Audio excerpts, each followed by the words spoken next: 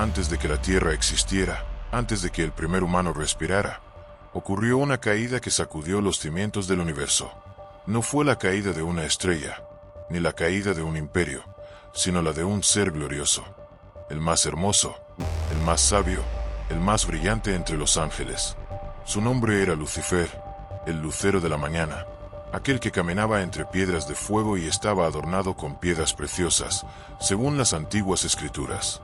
No era cualquier criatura, era el querubín ungido, el favorito del cielo. Pero dentro de su perfección nació algo impensable: orgullo. No quería servir, quería gobernar. Quería el trono, no la reverencia. Isaías describe su ambición con crudeza. Subiré al cielo, me sentaré en el monte de la congregación, seré semejante al Altísimo. El primer golpe de estado celestial. Pero fue Jesús quien años después soltó la frase que abriría un abismo de misterio. Yo vi a Satanás caer del cielo como un rayo. Él no lo leyó, no se lo contaron, lo vio. Como testigo ocular, Jesús presencia no solo una caída, sino una expulsión violenta, repentina, como quien echa del palacio a un traidor sin juicio. Y si Jesús lo vio, entonces ya estaba allí, no como un observador pasivo, sino como alguien con autoridad en los cielos. La pregunta entonces no es solo por qué cayó Lucifer, sino qué clase de rebelión se vivió en ese plano invisible que antecede a toda historia humana. Y aún más, ¿por qué fue lanzado a la tierra y no al infierno? ¿Quién lo echó realmente? ¿Y qué vio Jesús ese día que lo marcó al punto de recordarlo como un relámpago cruzando el cielo? Hoy no vienes a escuchar sermones. Hoy vienes a ver cómo comenzó la gran conspiración celestial. La historia que el cielo quiso olvidar y el infierno nunca dejó de contar. La guerra en el cielo. Cuando los ángeles eligieron bando, muchos imaginan el cielo como un lugar de paz eterna, de cantos angelicales y nubes de algodón. Pero según el libro de Apocalipsis, capítulo 12, hubo guerra. Sí, guerra. No metáfora, no poesía. Literalmente, Miguel y sus ángeles pelearon contra el dragón, y el dragón, es decir, Satanás, y sus ángeles lucharon también. El conflicto no comenzó en la tierra, ni en Edén, ni en el corazón del hombre. Comenzó allá arriba, donde se supone que todo era perfecto. Pero, ¿cómo se hace la guerra sin armas físicas? ¿Cómo luchan seres celestiales? No hay espadas de hierro, ni lanzas, ni trincheras. El campo de batalla fue la lealtad. La guerra fue una elección. Cada ángel, ante el surgimiento de la rebelión de Lucifer, tuvo que decidir: permanecer fiel al Creador o unirse a la promesa de un nuevo orden que ofrecía libertad bajo el liderazgo del Lucero. Y ojo, Lucifer no los obligó. Los convenció. Les vendió una narrativa. Les dijo que podían ser libres, que el trono era injusto, que Dios exigía obediencia sin explicar razones. Y muchos lo creyeron. Un tercio, para ser exactos, según Apocalipsis 12, 4. Un tercio de los ángeles se pasó al otro bando. No porque fueran malvados, sino porque fueron persuadidos. En otras palabras, Lucifer fue el primer gran manipulador de masas. El primer propagandista del universo. Y aquí es donde entra Miguel. No es casualidad que no haya sido Dios directamente quien libró la batalla, sino Miguel, el arcángel. El nombre Miguel significa ¿quién como Dios? Como si fuera un grito de desafío a la arrogancia de Lucifer. El enfrentamiento no fue solo simbólico, fue decisivo.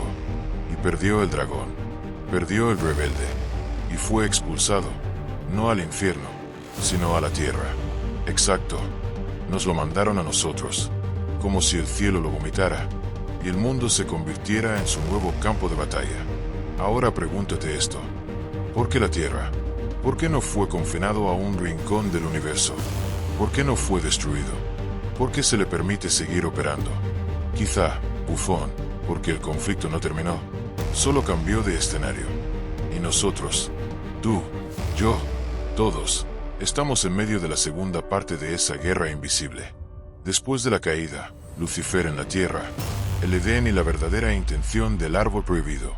Lucifer no cayó en una prisión, cayó en un paraíso.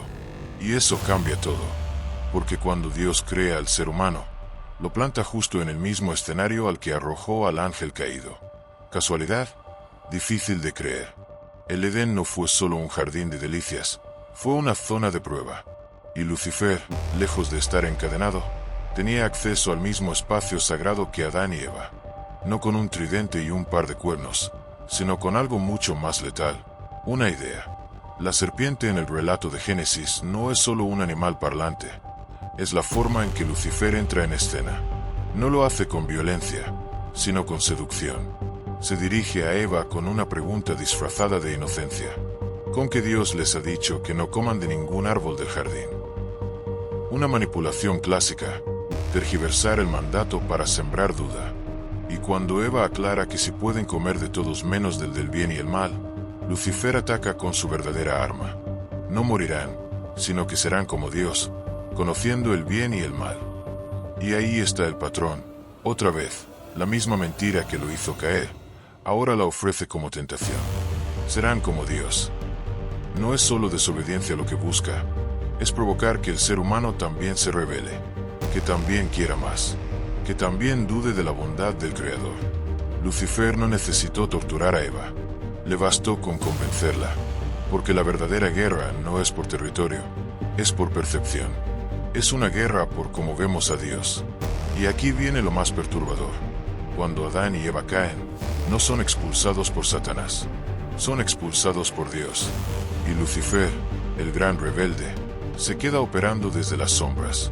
¿Ves el patrón? Los que caen por confiar en él, pierden el paraíso. Él, sin embargo, se mueve libremente entre bastidores, como un asesor invisible en los pasillos del poder humano. Desde entonces, la historia se repite: Babilonia, Egipto, Roma y hasta hoy. Detrás de cada imperio, detrás de cada tentación de poder absoluto, siempre hay un eco de aquella frase: serás como Dios. Satanás como acusador, del cielo al juicio universal.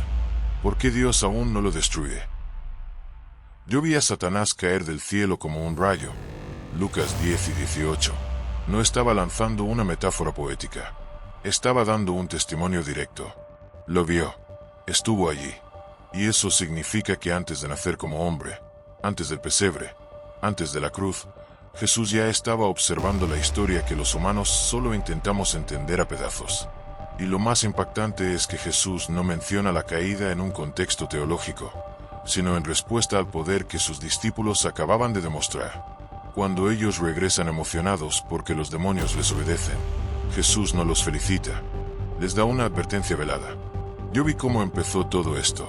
No se enorgullezcan del poder, porque fue el orgullo el que hizo caer a Lucifer. Jesús no habla solo de un evento pasado, nos lanza un espejo al rostro. La misma arrogancia que tumbó a un ángel puede arrastrar a un humano. Y si Lucifer, estando en la gloria, cayó, ¿qué nos hace pensar que no podemos repetir el ciclo? Pero aquí viene la ironía trágica. El mismo Jesús que vio caer a Satanás terminaría siendo crucificado por un sistema religioso que, en teoría, servía a Dios. ¿Quién estaba realmente operando detrás? La historia no termina en los cielos. La guerra se ha infiltrado en templos, en gobiernos, en discursos, en mentes. Y el gran error de muchos es pensar que Satanás está obsesionado con el infierno. No, está obsesionado con el trono. El suyo, el tuyo, el de cualquiera que pueda ser manipulado para pensar: no necesito a Dios, puedo ser como Él. Por eso Jesús vio la caída como un rayo, no solo por su rapidez, sino por su advertencia. Porque los rayos no caen para adornar el cielo, caen para romper.